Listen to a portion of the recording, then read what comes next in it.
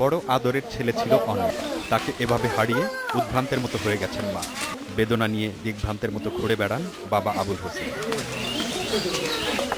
সেদিন ছিল সোমবার। বিকেলবেলা শোবার ঘরের পাশের ঘরটিতে সহপাঠীদের সঙ্গে ফাঁসি খেলছিল অনি। কেউ দেখেনি, তাই বাধাও দিতে পারেনি। কিছুক্ষণ পর চলে যায় বন্ধুরা, কিন্তু খেলা চালিয়ে যেতে থাকে অনি। এক পর্যায়ে ফাঁস লেগে যায় তার গলায়। বিকশিত হবার আগেই থেমে যায় ছোট্ট অনি। দোকানে বসে ছিলাম, এক মহিলার চিকিৎসা শুনে পরে অনেক দেখে ফাঁসটা নিয়েছে, পরে নামাই হায় ওর মায়ের কাছে দিলাম। উনি ফাঁসি খেলতে যে পা পিছলে পড়ে যে ওই গলায় ফাঁস লেগে মারা যায়। দলিল লেখার কাজ করেন অনেকের বাবা। সেদিন সকালবেলা কাজে গিয়েছিলেন জামালপুরের সাব রেজিস্ট্রার অফিসে।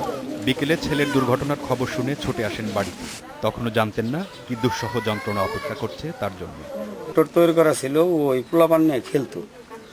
খেলা অবস্থায় আয় শুনলাম যে এই জায়গায় রশি দিয়ে খেলতে রশি টানা এসে মারা গেছে।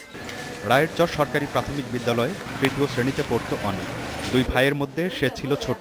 দুরন্ত স্বভাবের ছেলেটি কম বেশি সবার কাছেই ছিল বেশ আদরের। Zahurul Johnny, independent.